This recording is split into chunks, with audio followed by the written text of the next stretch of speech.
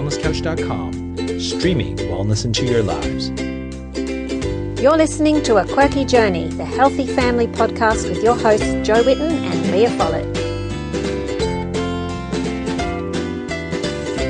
Welcome to our first episode of A Quirky Journey. Join us as we share our family's journeys to good health.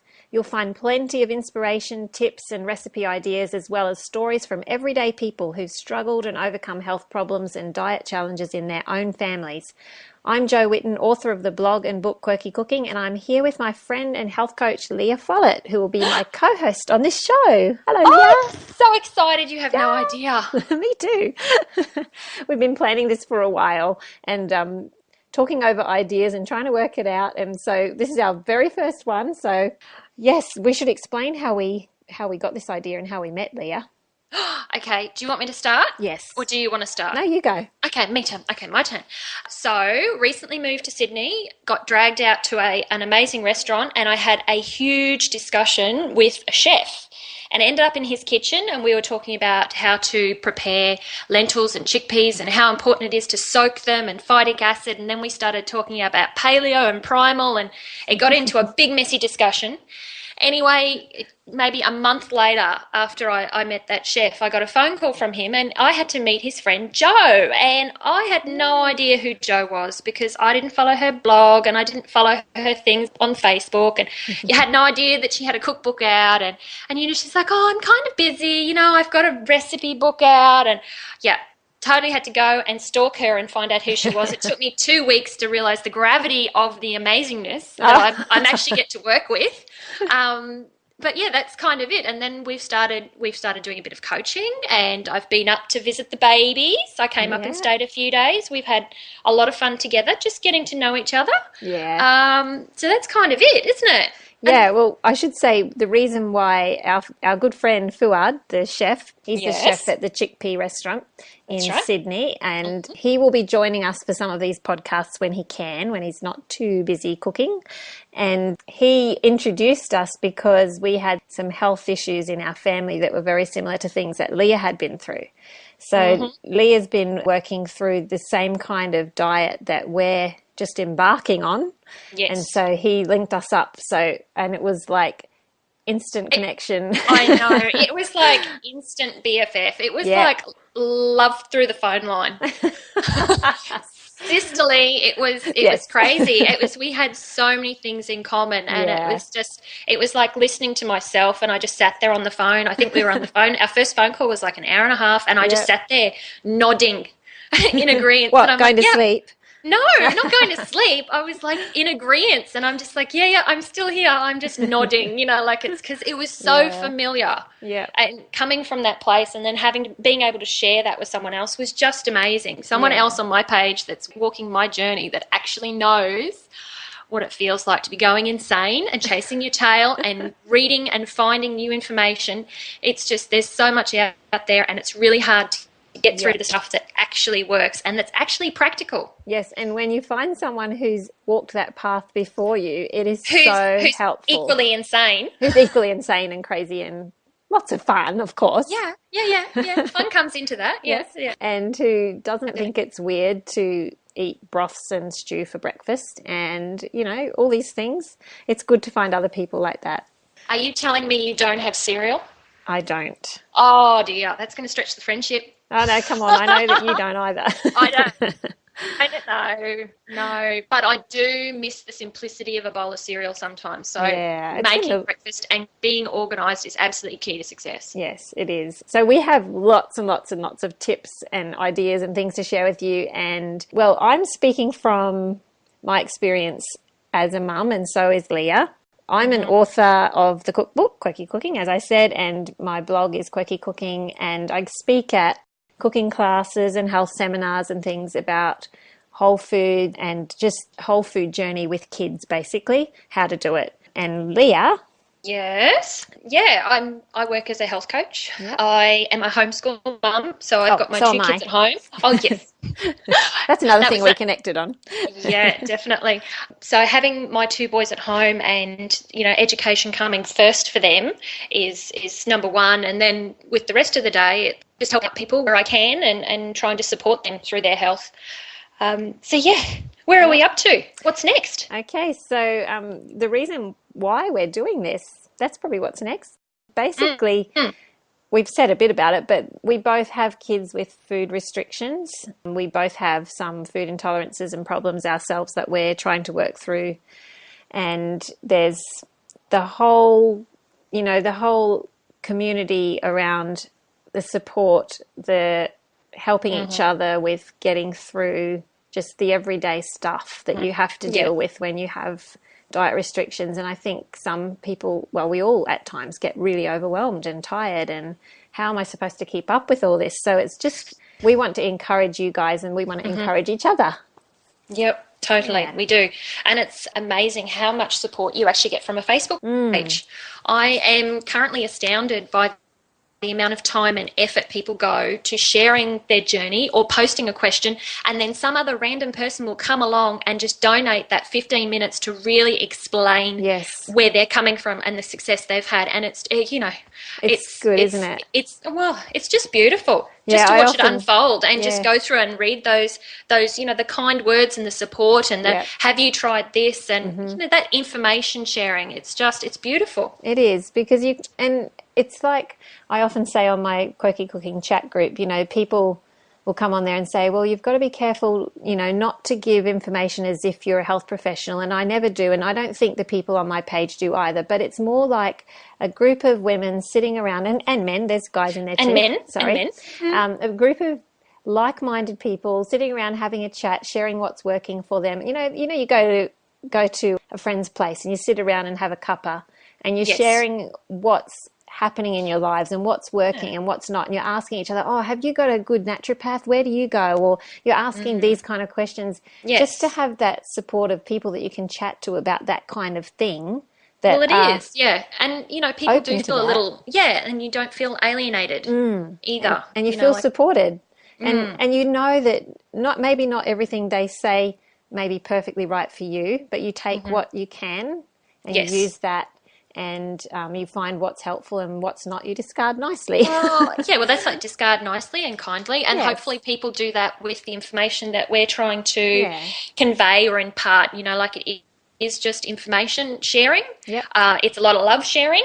And that's what we wanted to be about from the start. It's just another form of support and getting back in there and just being lovely friends together and just encouraging each other to, encouraging people to help them find out what works for them with their diet, with the food, with their allergies and things. Well, another big part of it is that, like for a lot of us, it's the 2 a.m., what's going on in your head in the morning. You wake up and you've got that feeling of frustration and failure because that diet didn't work for you, or my kid doesn't measure up to your kid and it's not hitting its milestones, or, food affects me in this way, or I'm got the 3 o'clock, I'm starting to fall asleep at my desk, or, the exercise, how much exercise why isn't this paying off for me? So hopefully that, with us sharing, we can table some of those things and put those feelings aside and allow people to move on in their own time, in their own space,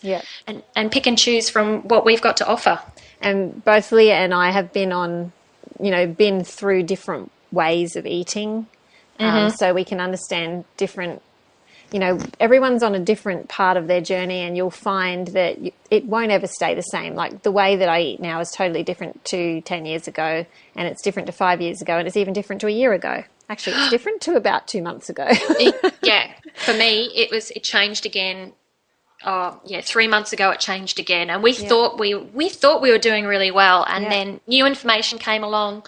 I saw some amazing speakers, and it just started that thinking again. And can I rehash what we're doing, and can I fine tune it and make it better? And sometimes the wheels fall off, and sometimes it's a step back. So it's not really a failure. It's just a minor hiccup in the road to wellness. It's okay. So we know that way doesn't work. Moving on. Moving on. Yeah. So on this show, you will have a healthy food blogger, author, speaker, and a health coach to pick our brains if you want to send us questions. And we just want to connect with you all. Basically, like we said, we have kids with diet restrictions. We have our own food issues. And so we do have a lot of insights. I've been eating this way eating at least the very whole foods kind of way for about 11 years. How long have you been sort of on this sort of path, Leah? Oh, for me, it's been, I would say William is 10, so probably 9 years. Yeah. 9 years I started to give up the processed foods, in particular and those lovely little preservatives and those sorts of things. That's when it started for me, but it didn't actually pick up and take off, and I didn't listen to my intuitive self and start making those changes for our kids until William was 4. So, even though I had a little bit of information, I wasn't ready to jump off and move for another 4 years. Yeah, so, and I think I was about to say, I don't mean I had it together back then. I mean, I was starting to head that way. Yeah, so, I was starting to be told things, but I wasn't ready to listen.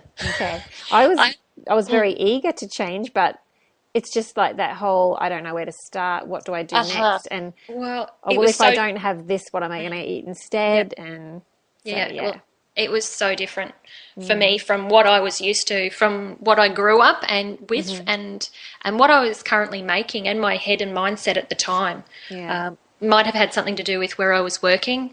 So and also my social group as well. Like it's to be doing what your tribe is doing. That's, really important for connection. And I think I desperately wanted to be part of that, but, in doing what we were then told to do, and this is how we're going to move on and heal our kids, it was very, very different to anything else that anyone else in my community was doing. So that was, So hopefully... just thinking about that, that's hard. Yeah. So hopefully... because we know it's not easy. We've been there, we've done that. We want to share what we're learning with you guys, and hopefully we can share some insights into the different diets, into ongoing journeys, and we'll have other guests on the show that will offer their perspectives and open up all sorts of things that we can talk about. But I think, first of all, we should go a bit deeper into our stories to explain a little bit more about where we're coming from. So how about you go first, Leah? I'll go first. Yeah, okay. Go ahead. So my story begins with graduating as a teacher from uni. I was living in Bundaberg at the time. I had my family and my sisters were living in Bundaberg. I had everyone. It was just great. It was just a small, Bundaberg's a small place. Yeah. You know everyone. After you've lived there for 5 years, you know everyone. So being part of that and turning up the same barbecues and having babies at the same time and going to the same maternity classes and the same. So I was in that kind of world. And after graduating, we decided we were going to start our family, and I read all the books, me too. And my favourite was Kaz Cook, on my lunch breaks, I would sit there with this belly poking out and I'd be reading Kaz Cook, and I had, so I knew what my toddler was going to be doing. It was going to be a cruisy ride. I was going to have no problems at all. And I was one of those people because I went from 65 kilos to 104 kilos in my pregnancy. It was huge. And that has something to do with the fact that the food pyramid says dairy is good for me. So I made sure I had my dairy and then some. So I was, I'd go past the coffee club twice a day and I'd have milkshakes twice a day. Wow. It was just one of those things, how can milk be bad for me? But apparently it was. Yes. Sitting there and with this big belly, and you'd see the mother walk past with the tantrum child, and she was unkept and, generally annoyed. And I'd be sniggering, thinking to myself, my baby is going to be perfect. I'm going to have this down. I'm going to know everything. I'm never going to do that. My kids are just going to be, So I had this conception of what being a parent was going to be. And, during the pregnancy, and then we had this baby, and it was beautiful, and it was all those things. But at about 18 months, our first boy, William, started to not be hitting his milestones, and I started to measure him against the other children. And people that were in our parenting classes and looking at their children, and, there were only a couple of weeks difference between their children and my child. And just seeing the huge disparity that we had. So, like William, he started, rocking and smashing his head into the tiles when he was frustrated, and a meltdown and a lot of screaming. And, we had massive explosive poo sessions where, you'd go through nappy after nappy, and then he'd fill up his car seat with poo. Like, you've just changed him at home, put him in the car, and he'd fill up the car seat. Like, I had no idea. You poor thing. I'm sorry it's gross. And no, I just feel can imagine that must have been so awful. Well, it was always so frustrating, and we just figured, like that's part of William, and that's what he is. But it wasn't until, we started to get all the bronchial infections and the excess mucus, and he was always sick, and ear infections, all those things, that we started seeing a doctor. And their suggestion was that it was just a preservative problem. So after taking out preservatives, and that's where I started our journey for looking at the food as a possible problem for us. We had some gains. We went through gluten and dairy free. We did the elimination diet. We did fail safe. All with its rewards, but it was only one small part of the big picture for us. And by the time William was 4, he still couldn't put 3 words together. Yeah. And that's a big thing. By the time we got to school, we just assumed he was quiet and that he would just grow out of it. But that's when the alarm bells started going off for us. And because the teachers were coming and tapping us on the shoulder and, have you had his eyes checked? Have you had I know a behavioural optometrist, or maybe you should take him to the paediatrician, or, we started down that journey because the school alerted us to the problem. Yeah. He was our first child, and we just thought that was his normal. We didn't realise that there was anything bigger than that. So by the time William was 7, we had a diagnosis. So William's actually got mild autism, and he's also got an expressive and receptive language disorder or delay, where it takes him a few days to process. Well, it used to be a few days. He's getting much quicker these days in communicating. But, it'd take him a few days to process what had happened, what the event was, and then how to communicate it. But for the most of it, we're just, at the moment, I'm just so happy we're going on great guns, and I can't wait to share that with everyone. So that's my story, Jo, in a nutshell. Yes. What's yours? And you didn't mention your second child.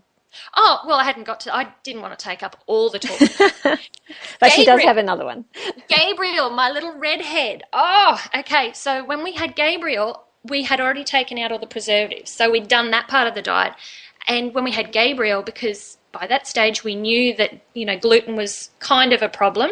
Yeah. So when I was breastfeeding, I realised that I had this awful screaming colicky baby with, again, the explosive diarrhea, and he had rough skin. His skin was like a cat's tongue. If you can imagine, like he was rough and bumpy all over. He wasn't like one of those nice, smooth newborns. Yeah. And his skin was always irritated. It didn't matter what it was. He was just so sensitive. So I stopped eating gluten and managed to keep breastfeeding him. And then it was, a matter of, keeping him away from the dairy and all those other things as well. He just was equally as sensitive. And Gabriel is a child that just cannot stop. And as far as diagnostics, he is very much the ADD child. He's hard, fast, he's quick, he's able, but he doesn't stop from the time he wakes up to the time he goes to bed, and he is just an absolute magnet to people to the point where he wears them out. Yeah. Like when we fly, he sits next to the lady and makes nice eyes at them, and she'll look up from her magazine and start talking. Well, he doesn't pay attention to her social cues. When she's finished talking, she crosses her legs and turns her back and tries to read the magazine. He walks around into her line of vision and puts his face over the top of the magazine and continues his conversation with her.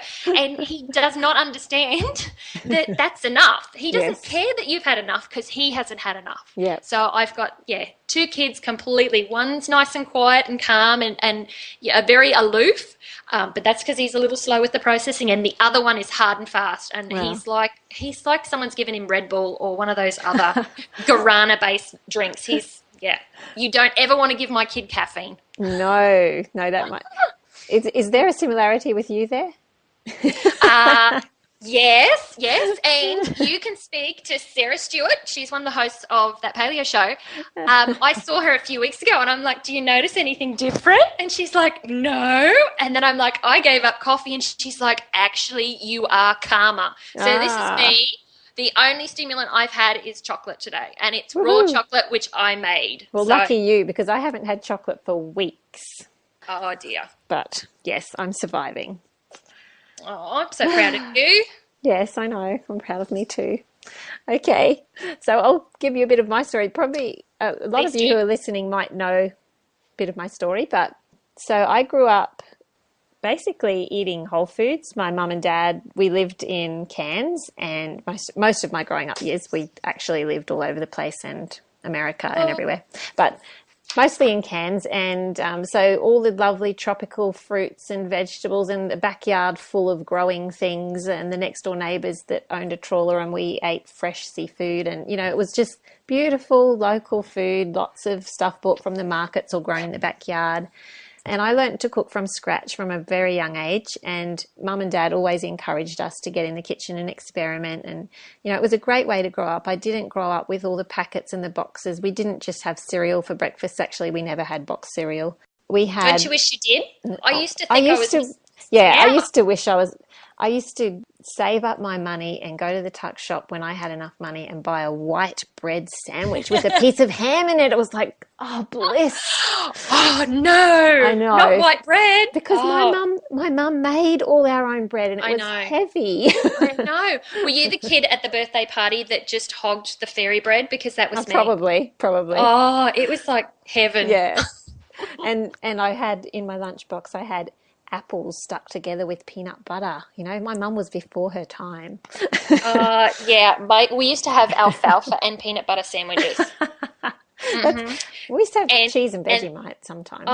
No, my mother-in-law to this day will use the leftover spaghetti and put it in custard just to use it up. Just because otherwise, no, she likes to repurpose the leftovers. Yeah, so does my mum. So when she does spaghetti bolognese, she does the bolognese and she does the spaghetti. And the spaghetti, there's always spaghetti left over. And that goes into the custard. And I've never heard of that one before. Then you are Please don't tell my mother that one. Then you are forced to consume the spaghetti custard. Just out of default because you want to eat the custard. Like it's That's really hilarious. hard. That's so funny. Oh, dear. Yes. So we grew up with kind of some weird foods, but not that one. Okay. So, to me, we were very healthy growing up. Compared to a lot of my friends at school, there was a lot of packets and things going on there because their mums were working and stuff. My mum was at home, and I'd get home from school and there was always something hot coming out of the oven, and, or she was making fried apricot pies or something. And so it was a lovely way to grow up, but I did struggle with food intolerances all my life, and we didn't know what it was when I was younger. I just thought that I had bad sinuses and that I always would have, and I always did. And my sister used to say to me, I just really pity the man you marry, because that's cruel. I used to wake up sneezing and blowing my nose every morning all my life. I was always had a runny nose, and I'd be at school and I'd have to go lay down in the sick bay because I had a sore tummy from, the sinus drainage and the headaches. And so we didn't know what it was. And I didn't drink a lot of milk or anything because we didn't actually buy milk. We had powder milk. That was it. Mm-hmm. So we sort of, just that little bit of dairy that I had, though, was affecting me, and I didn't know that until I was a teenager. When I went off to uni, I went to see a nutritionist to get some help because I was very underweight, couldn't gain weight, and I started having hormonal problems, period pains that were really bad, acne. I started having, colds a lot, headaches, very tired. The nutritionist kind of said, I think it's dairy. So she gave me, those little pills to help with digesting the lactose, but it didn't really do much. Yeah. And she told me to gain weight, you need to sprinkle sausage on all your food. So that was pretty gross. Nothing worked. Mm-hmm. So, I finished uni, got married, had kids. By the time I had my fourth, I was really not well at all. Mm. And I knew that dairy bothered me by then, and I'd tried to keep off it, but I'd still have cheese and butter, and now and then I'd give in and have cheesecake or ice cream or cream and feel dreadful afterwards. But I still hadn't been able to gain weight. Even with having 4 kids, I was still skinny as a rake. And I finally went to a naturopath because I started having so much trouble with breastfeeding my last 2 kids. I just had so much trouble, and then they weren't well. And so I went to see a naturopath when my youngest was about 1. And we went through my diet, and I started realizing, I was just eating bread all the time. I was just living on Milo and toast, basically, because I was so tired. And I thought I was eating healthy because it was homemade bread and I ground the grain myself. And I was trying to, have the vegetables and meat and everything and have a balanced diet, but something wasn't quite right. So we started working out what foods didn't suit me. We started changing things, and within a year I'd gained 5 kilos, my colds were gone, my hay fever was pretty much gone. If I stayed off gluten altogether, it went away, but that was a little bit difficult, so sometimes I didn't. So things started to really pick up once I started to change my diet, and my kids' health was better as well. But I did find over the years, you know, you have your ups and downs with your food and you just get slack sometimes. Like I said, it's not always easy to be gluten-free. And if you're not celiac, you kind of go, oh, well, a little bit won't hurt. And then I'd get the colds again, the itchy skin. I'd scratch until my legs bled, you know, just so tired. So that went on for a long time, and I just did the best I could. But whenever I got really busy, that's when things would go downhill. Yeah, because that the extra stress. Well, and just the you know, the slackness because you were too tired or too busy to cook, so you'd grab more bought stuff, and the wheat and dairy would creep back in a little bit. So I started to have trouble with my health a little bit, not too bad. So I went mostly grain-free. Pretty much about the time that I was writing my cookbook, I was eating mostly grain-free. And now and then I'd have a bit of spelt bread when I couldn't resist. But I was doing okay. And I thought, you know, we're going okay. But then my son got really sick, Isaac, and he got the worst anxiety I have ever seen. It just came out of nowhere, and I had no idea what was going on.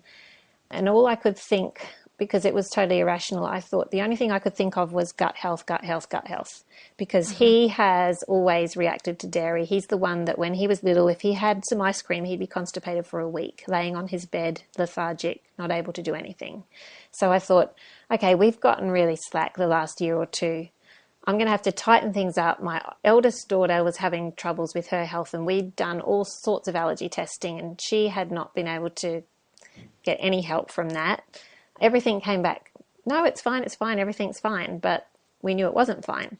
So we decided to take the plunge and go the whole hog and do the GAPS diet, which is the gut. Oh, I'm going to cheer, clapping, cheering, yay! To just really, I mean, I know it's not for everybody. It's very full on. It's not something that you do without having a good long think about it first and building your way up to it. And we will talk a lot about that in the future podcasts.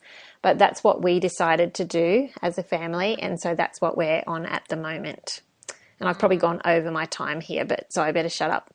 But yeah, so that's where we're at. And that's where Leah comes in, because Leah has been doing that kind of diet for how many years?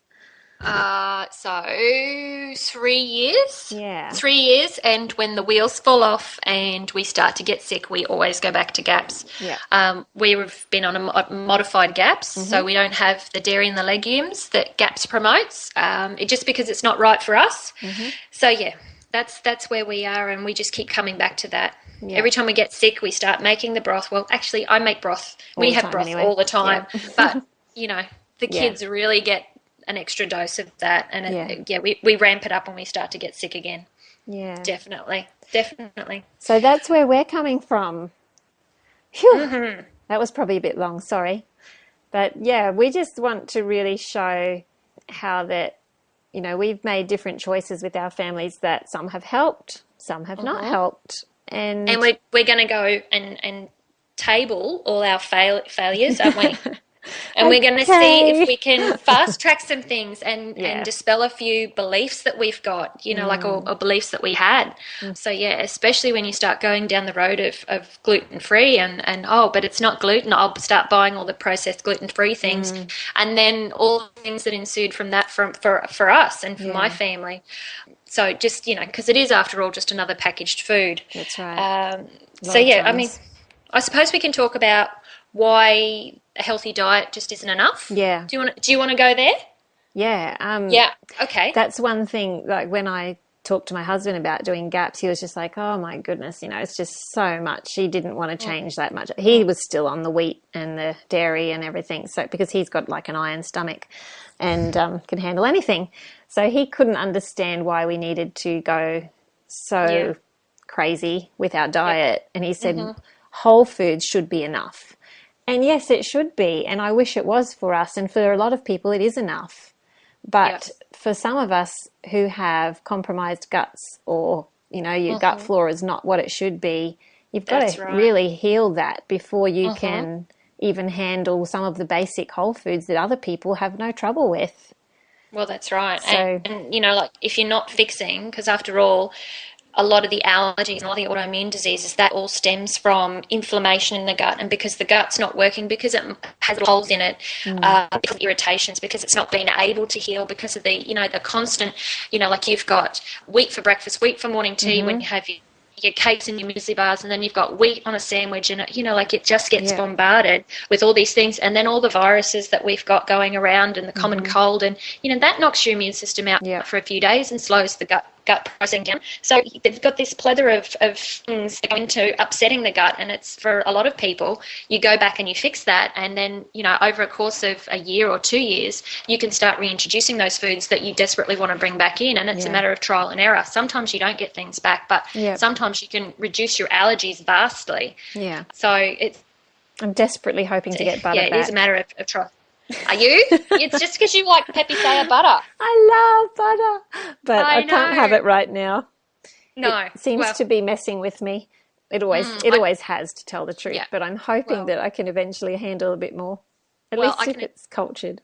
Yeah, well, I can attest to that. 3 weeks ago, I tried to reintroduce dairy, or in the form of butter, back into my diet, and you know, I did it the right way. I had it for 3 days and left it for a few days and had a bit more, and no, not good. It's not something that's coming back into my diet anytime soon. So, what else can we talk about? Well, okay, so what about how about your support network? Oh, I think that's so important. All right. Okay. So we're hoping through this podcast that we will become a form of support and a form of nurturing, and just to give you some ideas. But, you know, like, you really do need to go out there and find your health team. So whether it's a health coach like me, and be selective. When you are choosing a health coach, when you start putting it out there and trying to find one, you need to find one that has walked your journey. They need to know what's going on in your head and how it feels. Yeah. Otherwise, you know, like, you're just going in for the same consultation with the GP. GPs are great, but they don't have the time to hold your hand, back you up, and agree with how you're feeling. Yeah. So if you're going to go down the road of finding a health coach, you need to find one that's on the same page as you and that knows what they're doing through experience. You know, contacting your GP is a great way to start, asking them if they've got health coaches that they know of, or you've got some nutritionists. What else have you got? You've got kinesiology, osteopaths, and most of them, I mean, you can get them that have done like GAPS training, so you can have GAPS practitioners, so they know about the gut therapies or, you know, different autoimmune diseases and those things, and they're accredited with that kind of study, and, you know, they're more rounded because they can see the big picture. They can see the nutrition side, and then they can also see the individual problems that we're coming up against now. And we have more autism for whatever reason. We have more autoimmune diseases. We have, you know, so many other things that seem to be more prevalent in today's society, and they're not getting better and they're not going away. So tabling things and getting it out there and sharing and bringing people in and that's where you're going to find your support network. And Facebook. It's just, I think talking to a stranger is so much easier than talking to a friend sometimes. It is sometimes, isn't it? Yeah. Well, I think it is. You rang me and laid it all out. I'd never met you before. Oh, but I'm pretty chatty. No, no, you were very easy to talk to. Oh, thank you. But I think, like, with us, we've got, like, especially when Isaac got so sick, we had our counsellors around us, like our parents and family, and we also had the doctor, and we had my naturopath, who's very helpful. Leah's come on board. You know, we've got the chiropractor. Isaac has counselling, and we have all sorts of things happening to help him. It's not just a matter of putting all your eggs in one basket and saying, this person is my guru and I will do everything they say without question. You need to question everything. You need to have a multitude of support people, I think. And obviously you don't want to, you've got to find the right doctor, you've got to find the right naturopath for you, because sometimes you have to shop around a bit to find someone that will suit you. but it's important to... Well, you do. But once you find that naturopath, then it's easier to ask them, hey, do you know a counsellor that works in this? You know, because if you find if that one person already aligns with how you feel and is already on that path, chances are that they are going to be associating in that same realm of that same area, and they're going to be attracted to other practitioners, and they're going to be referring to like-minded people. So, you know, once you find one, don't think you've got to go and keep looking and going through the phone book. You just grab that one and then put it on them and say, look, I need to fulfill these other roles in my life. How am I going to do that? Can you help me? And that's where connecting comes in. I'm so big on connecting with people and connecting other people with each other. When you find... It's like what Fuad did with you and me. He looked at both of us and went, they need each other. So he said, okay, you guys got to meet. You know, and doing that for other people is such a good thing to do. And you can meet the best people that way because your friends already know you. They know the kind of help that you need, and they often can connect you up with somebody. So, but definitely asking people who you already connect with who they would recommend. Yeah, such a beautiful sentiment. Yeah. Definitely. Okay, so what else can we talk about? Well, I think the importance of it's not just about food. Okay. So it's not, well, of course, it's not just about food. So from my perspective is food makes up one small part of it. But what I see, I've got Mark sitting in the background and he's working tonight, which I don't really approve of. He's had dinner and he's supposed to have his feet up and he's supposed to be relaxing so then he can start digesting his meal, and that's not going to happen until he turns that computer off. So finding the right balance of, you know, your work and life, work and home life is going to be a key thing. So the social, emotional, physical, and then you can look at the chemical components as well that make up of health. So, yeah, make sure you're doing the right amount of exercise. You know, like you can't go out and do an ultra marathon, which is over 50 kilometres, you know, how many times a week. Some people can do it, but it's, you know, not a sustainable thing for us. And it just creates another load, another stress on our body. And fueling that and preparing for that emotionally is such a big strain. So, but you can compare that to, you know, any of the kids going to school. And that's why they need so many, you know, freedom and downtime, and when they get home they need to get out and part of the processing and being in nature and earthing and, you know, all that sort of stuff comes into the emotion, that, you know, that health balance. I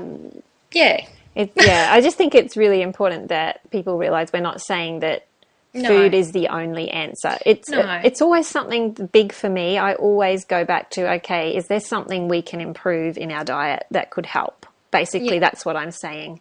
But there's always other parts too. And I think it's really important, for instance, to have some time out every day.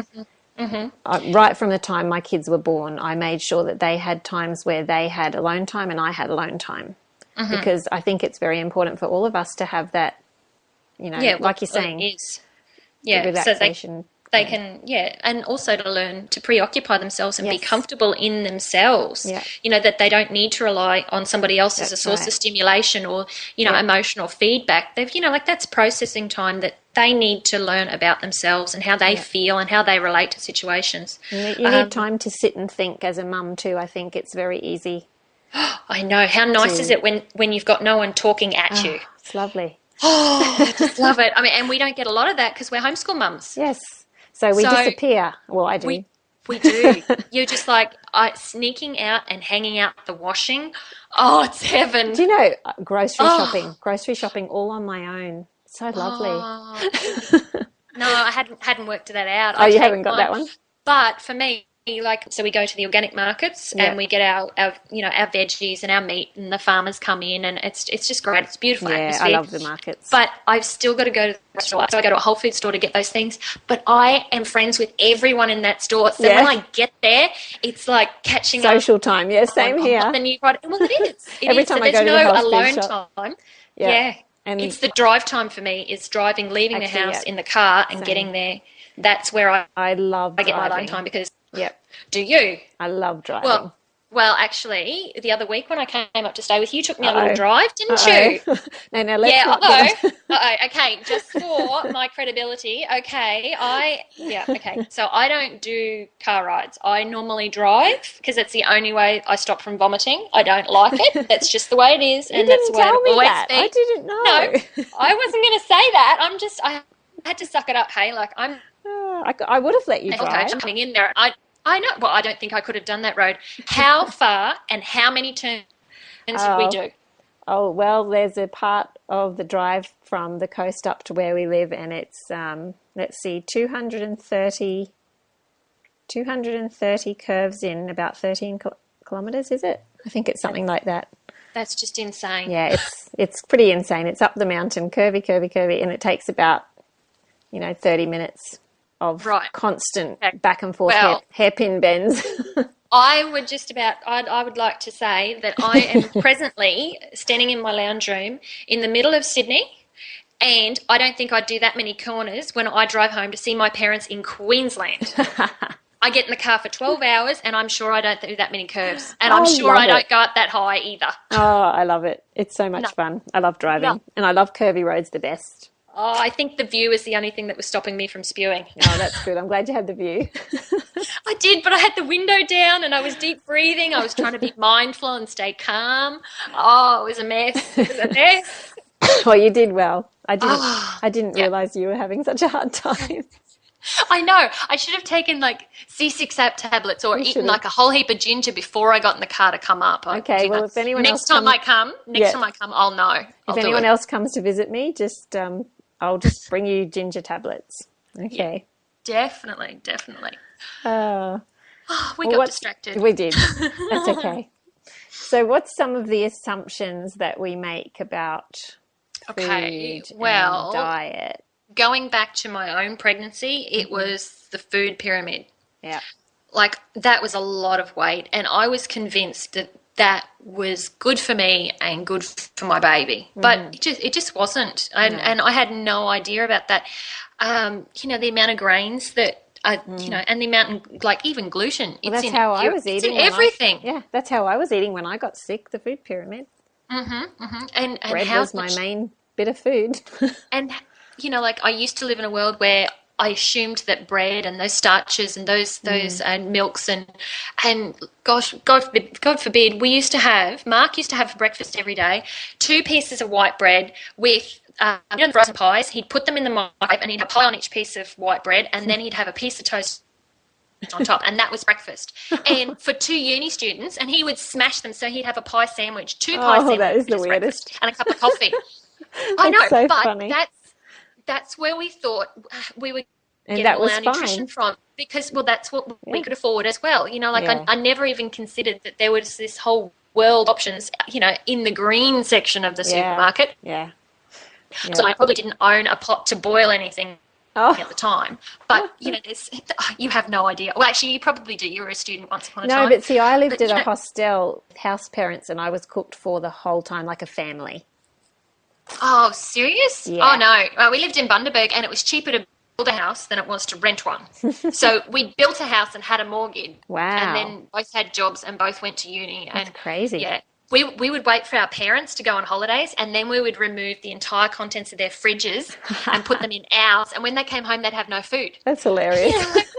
I just used to love it. I think Dad in particular used to know that we were doing that sort of thing. So he would stock up the meat and stock up the bacon and stock up all those other things before he left. I wasn't going to ask help. I was such an independent little soul, but I'm pretty sure Dad was onto it, and he was doing that, because we always just came back with the biggest haul, and we were just like Scotch fillet steaks, and we were in heaven. That's so funny. Yeah, definitely. So the misconception about the foods, assumptions. So the food pyramid was something we struggled with. Yeah. Something else I struggled with was, counting calories. And I never did that. You never did that? Never. Oh, I was sure. I used to have one of those little books, and I used to sit there and go, a Subway meal is this much. I can have a half a sub with ham, and it's only this many calories. I was counting calories instead of brain drain.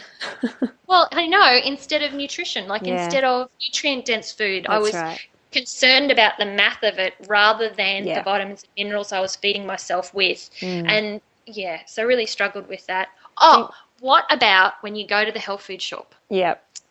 You know, like everything's you think healthy. Everything's healthy, so you should be able to have everything. Well, nope. The amount of things in there, like,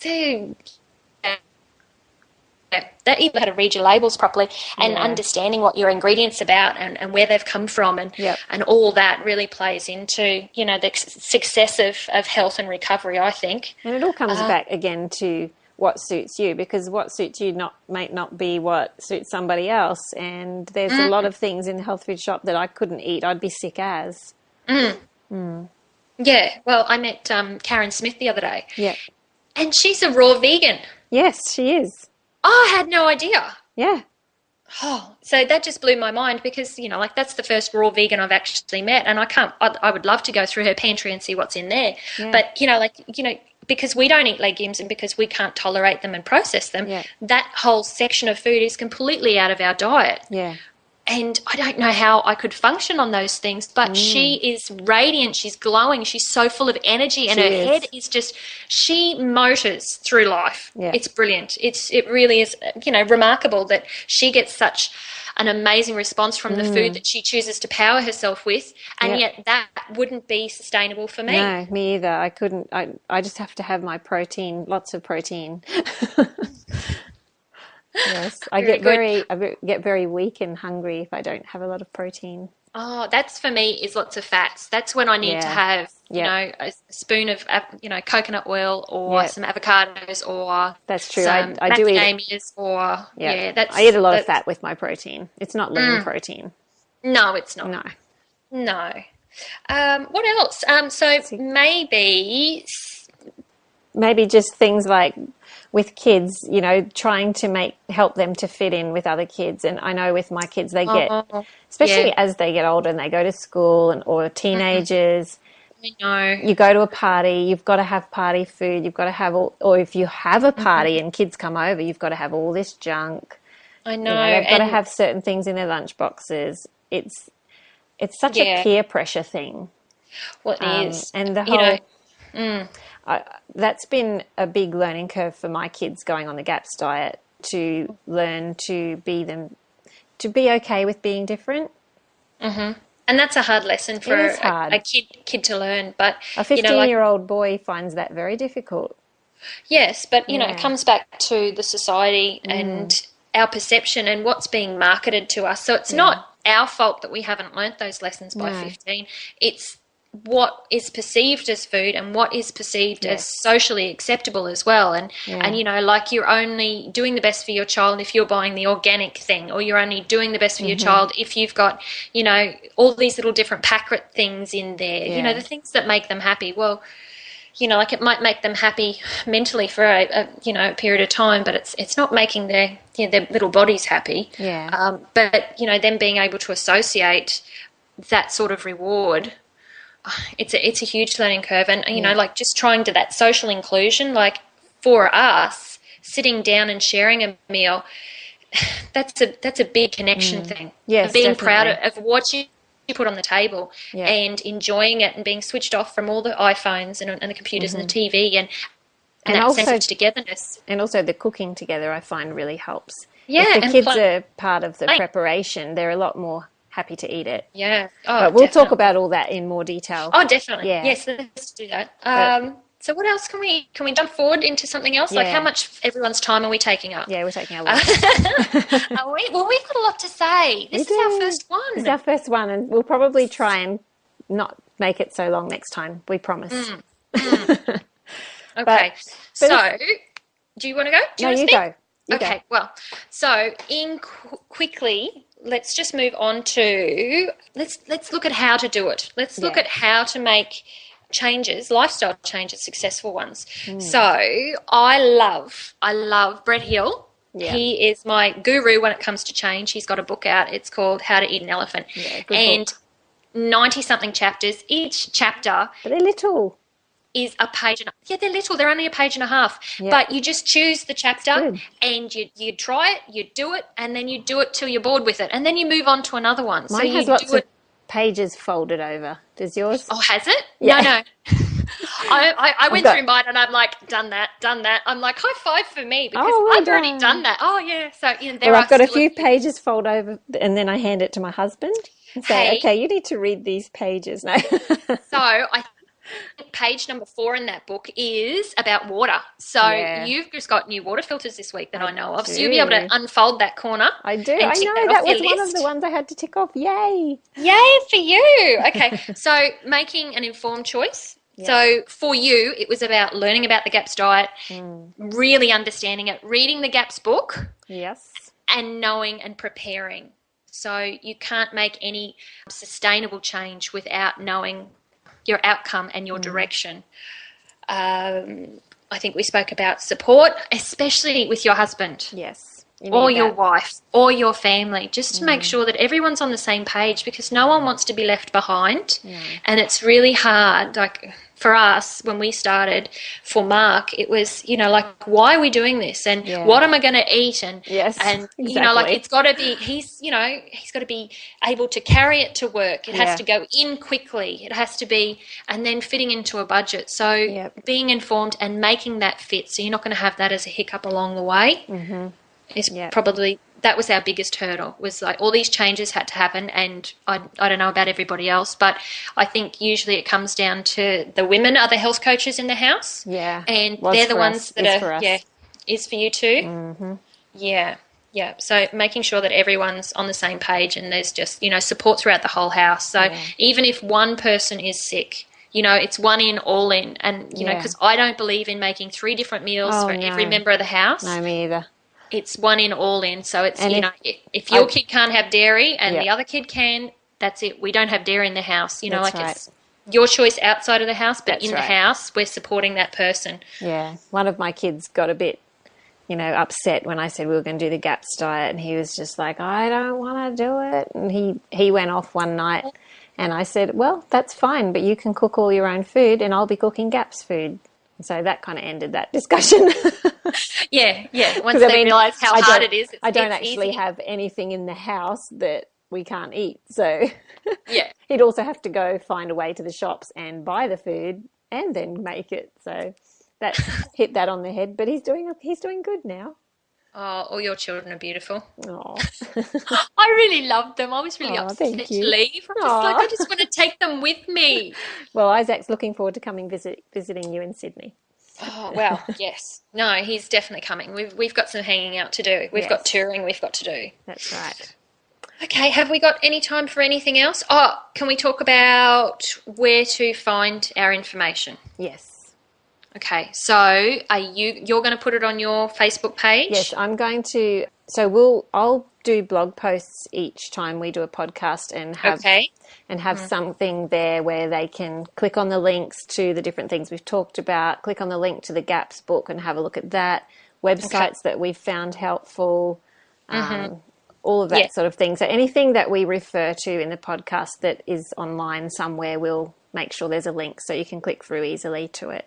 And if there isn't a link there to something that you're explicitly, you're Please interested ask. in, just pop a little note on there, and then one of us will get back to it. Yeah. Or we might even table it in our next podcast and try and recover it if we didn't go into it as much as we should have. Yeah, this one is kind of like we're just touching on a lot of topics just to show you the sorts of things that we'll be talking about, but we will go into a lot more detail about things coming up. We've got a few things that we want to interview other people on, and we've got lots and lots of in-depth discussions. Oh, I wonder who we can get to interview. Oh, maybe they'll have some suggestions too.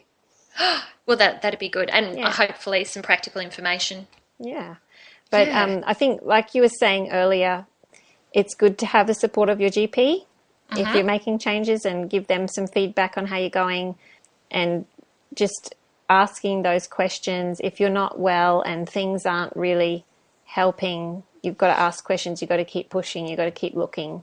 Don't just say, well, I'm just going to have to live with this, like I thought I was going to have to when I was a kid. I thought I was going to have to live with my health problems all my life, but you don't have to. Most things you can work on and get either, if you don't heal it completely, it can at least be improved. Don't you agree? And you don't know how good you can actually be unless you go down this path too. That's right. Because my perception of food and what food was and how it made me feel was the same that I had as a baby all the way through to, you know, when I had children. And it wasn't until I started cleaning up their diet that I realised that, hang on, eating doesn't mean pain, eating doesn't mean constipation, eating doesn't mean constant headaches and having to medicate with, you know, paracetamol or Nurofen and antihistamines. You know, like, and antihistamines and, you know, like my hormones were out of control as well. So I had no idea that food and my lifestyle made up that big part. You know, like so getting back to that. Once you start taking things out and looking really carefully and looking at balance, all that just changes. Yeah. It's, wow, I'm a new me. And I find it fascinating how many people come back to me and say, I decided to take your advice and go off, I say it might have been gluten or dairy or wheat or grains or whatever for 2 weeks. As I often tell people, just go off it for 2 weeks and see how you feel. What have you got to lose? Yeah. And so, you know, try some different substitutes just for 2 weeks and see how you go. And then they come back and say, oh my goodness, I thought that how I felt was normal and now I know it's not, because how I feel now is so much better. And that's just, you know, you don't have to live with, the chronic sinuses problems and things like that. Most times changing the way that you eat. And like we said, there's other things that are involved as well, but changing a few things can really make a difference. So that's... We just want to bring up that idea that, you know, it's a possibility. Yeah. And if it doesn't help, then it's either not the right thing or you were doing exactly what you needed to do for yourself first go. So, but there's, you know, you can always be flexible in those areas. Well, I think we better wrap it up, hey? We've been going for an hour, I think, just about. Oh, really? We were supposed to go for half an hour. That was the plan. Matter. It's the first one. We can go for an hour. It's the first one. It's the pilot. It's the pilot. Oh, I'm so excited. You know when you have a video series or TV series, the pilot's like an hour and then the other ones are half an hour? Hey, it's a podcast. They're flex. Are they? Okay. Well, that's sorry, right, guys, if we went a bit long. We hope that we didn't bore you to tears, but please post your questions on our Facebook pages. We've got lots of things that we want to share with you coming up. But we would love to hear your feedback and we would love to hear about what changes you're making in your health and the health of your family. You can share with us on our Facebook pages or on the website, www.thewellnesscouch.com/A Quirky Journey. So if you want to comment on there, you can. And we'd also love for you to subscribe to our podcast on iTunes and also check out thewellnesscouch.com because there you can view their entire range of wellness podcasts. There's heaps of them. But just keep working on those small changes and we'll be back to share more of the journey with you next week. Thanks for listening. Bye-bye. Thanks, Leah. Bye. Night-night. I don't know how I'm going to sleep. Too excited. I'm off the wall. Bye, everybody. Bye. Bye. This has been a production of TheWellnessCouch.com. Check us out on Facebook and join in the conversation on Facebook.com/TheWellnessCouch. Subscribe to each show on iTunes and check us out on Twitter. The Wellness Couch, streaming wellness into your lives. Whilst the Wellness Couch presenter endeavor to provide accurate and helpful information to their listeners, these podcasts cannot take into account individual circumstances and are not intended to be a substitute for health and medical advice from a qualified health professional. You should always seek the advice of a qualified health professional before acting on any of the information provided by any of the Wellness Couch podcasts.